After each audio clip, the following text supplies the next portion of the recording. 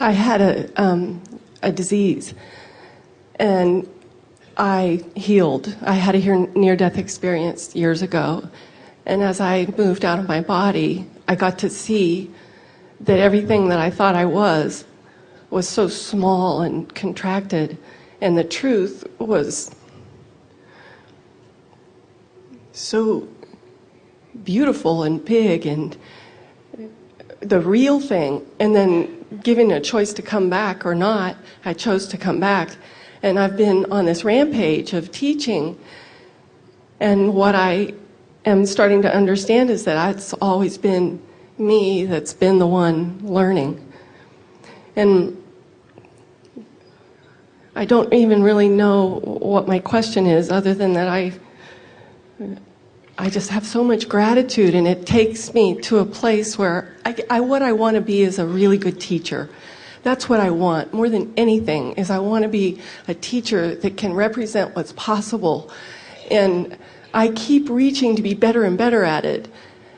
And I get confused sometimes about marketing versus attracting and hoping everybody's going to show up. And that's kind of where I probably have my biggest struggle. We think she's a really good teacher already, don't you?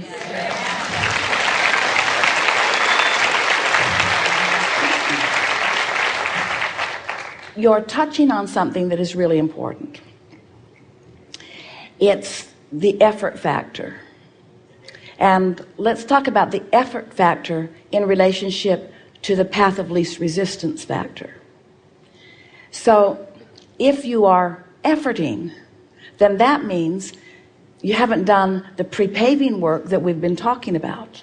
We're talking to anyone who's doing anything. Esther, one day she said to us, because we've really been emphasizing this high-flying disc, just do that. It's the easiest way to tune your vibration. It's the easiest way to deliberately control your point of attraction. It's the easiest way to just get out of bed on the right foot. It's the easiest way to tune yourself to the frequency of not only who you are, but everything you want. And one day Esther said, as the friend before you was saying, I refuse to have to wait until tomorrow to get back on my high-flying disc. You've given us enough tools that I know that I can get back on my high-flying disc just because I want to be in that vibration. And so she set up for herself in her computer a template where she could do focus wheels, because she can type very quickly. So she put all of the fields for the focus wheels. You know what the focus wheel is? It's where you just identify how you want to feel, even if you don't feel that way. And then you just find thoughts or statements or ideas that you already feel like you want to feel about. So you don't challenge yourself in new thought, or you don't try to reach for things you're not feeling. You just find something that already feels like you want to feel and focus on that long enough that then another thought will come to you that feels like you want to feel. And as you move around this wheel, before you know it, you feel the way you want to feel, and then you make this final statement of how you feel. It focuses you into alignment. And so Esther began making focus wheels. And one day, as she was working on a focus wheel, she could feel that she was not finding the thoughts easily. She was working hard at finding the thought. And we said to her, if you are efforting, it would be like, it's exactly like this. This is the best analogy for this understanding that we have ever given. It would be like deciding that you will surf today, and since the wave that you want hasn't come, you're going to create it by paddling in the ocean. That's what I do. Instead of understanding that you've already created the wave with your desire, and that source already has this powerful energy moving to you, and that your role simply is to get in sync with that energy, with that power that is already there, you see. So again, it's just a matter of chilling a little bit more. We want to say it's a matter of coming into your own sense of well-being and worthiness. But that's sort of cart before the horse thing, because what really has to take place is you find your alignment, and then your alignment produces the results, and your awareness of the results is what usually gives you that realization of who you really are. Things are always working out for you, and as you're looking for that, as you're looking for evidence of that, that would be a very good thing to focus on. Today I would like to see the evidence of things working out for me, because the universe is yielding that evidence to you all day, every day, because things are working out. But when you identify your intention to see that things are always working out for you, then you will. Did we answer it? Something more? So if I start efforting and pushing, like I have a tendency to do, to sit back and have a cup of tea and just change the way I feel. See, there's a difference. What we're talking about, let's introduce the subject. We've been talking about momentum and vibrational momentum. Now let's talk about action. Okay. So many people use their action to try to create the momentum. That's what we were saying earlier. Well, of course you can create momentum with action. You can pick things up and move them around, and you can use your words and have some effect on things. But it's really a puny, paltry current in relationship with this alignment current that we're talking about. And so rather than taking the action first, what we're encouraging you to do is find alignment first, and then let the inspiration that comes from the alignment, let that action be inspired from that alignment. There's so much power in all of that. That's it. We could say to you all kinds of things about who we know you to be. And we could give you all kinds of advanced announcements about what we know is coming for you. But it is so much better when you rediscover, and we want you to hear that word, when you rediscover what's in your vortex. In your pantry at home, you have all kinds of ingredients that equal really wonderful things to eat. But the ingredients in and of themselves are not that exciting. And so we want you to realize that you have the ingredients in your vortex for endless, wonderful moments in time. And we're not talking about just big places. Esther said to Jerry so many times as they were driving around the nation, "Look at that beautiful car. I think you should buy that for me. It would make me happy for the afternoon." And that was about how much happiness that would have for her. In other words, there are so many things that you think you want that would give you that feeling for the afternoon. And we think that's a wonderful thing. What now? What now? What now? What now? What now? What now? Where so many people are holding out for the big things, for the big vacation, for the once-in-a-lifetime trip to Greece,